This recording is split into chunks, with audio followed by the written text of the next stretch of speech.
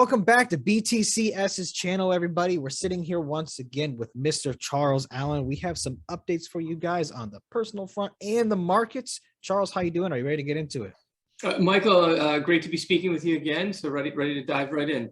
Okay, first and foremost, tell me about this new deal you guys got working here with Axie Infinity. You guys set up a validator node for staking, correct? Great. So we've basically completed all the technical work to run a validator node to stake Axie Infinity. We've also staked intergenerating revenue by staking the current Axie Infinity, or the Axie we hold. So super excited. You know, Axie's it's a top 50 blockchain by market cap. I think it's ranked 46 now.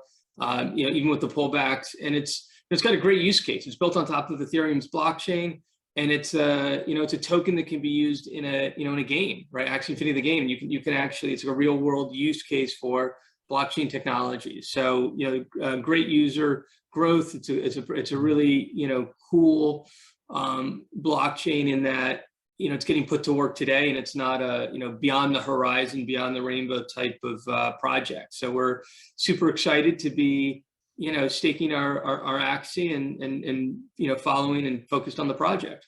Yeah, wonderful. Glad to hear it. Gaming and blockchain have been tied together at least since Ethereum, right? As that was kind of one of the things that led to Vitalik creating Ethereum in the first place. So Axie is perfectly following that model and fits perfectly in there. But Charles, I'm curious if you want to talk about the markets in the cryptoverse as a whole right now, as we've seen some pretty steep downward movements. I think it's one of those times we need to touch base with people and let them know that this is just kind of business as usual in any sort of speculative market like this. Yeah, I mean, I don't know if it's necessarily business as usual, but it's a cycle, right? And it's not something to get too worked up about, right? I've seen, having been in the crypto space since 2014, I've seen Bitcoin, when that used to be kind of the main one, go up and go down, and we've seen from 400 to 1300 to 150, and now we're still looking not 5+ years later, and it's still around $30,000. That's remarkable. Ethereum, yeah. Same thing. I remember when it was 3 or 4. So the overall crypto has done very well over the last decade, and the use cases are there, right? It's a very promising technology that can be applied, and it's as bigger than the internet, or as big as the internet, and that's just huge. And so these market cycles, you just have to weather the storm, right?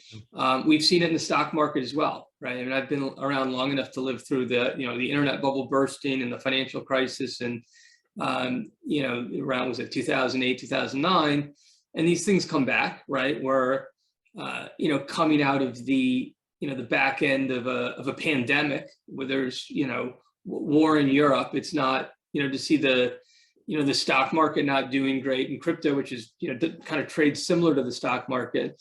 It's not surprising, but it's also something that creates opportunity. And at BTCS, we look at it as we've seen tough times in the past, and this is just another another hurdle we'll cross, and we'll come out hopefully stronger to the other side. So it creates opportunity. So I think that's kind of my view on the high level markets. Yeah, fair enough. There's lots of sayings that go along with this. When other people are greedy, be fearful. When other people are fearful, be greedy. A lot of people look at one and be like, okay, well, if this is something you honestly believe in, then just look at it like it's on sale.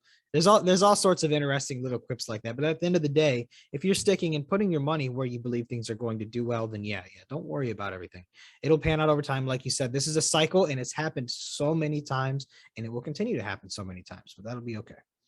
Yep, exactly. It's just a question of how long does the cycle last, right?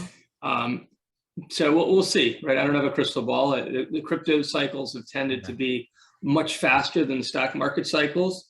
So if it's if this is following the trends of kind of an equity decline, which it is. I mean, Nasdaq's been beaten down pretty hard, as other indices as well. So we'll see if that becomes a 1-year thing or a 2-year. I mean, we kind of know the time horizons for downturns, right? Yeah, that's a good point. It is really interesting that they're coinciding this time, and we'll kind of see how that goes from there. But all right, Charles, thank you so much for coming on for the insight, and thank you for the update, and thank you everybody for watching. Let us know if you have any questions, and of course, stay tuned for more coming soon. Charles, have a wonderful day. Thank you so much.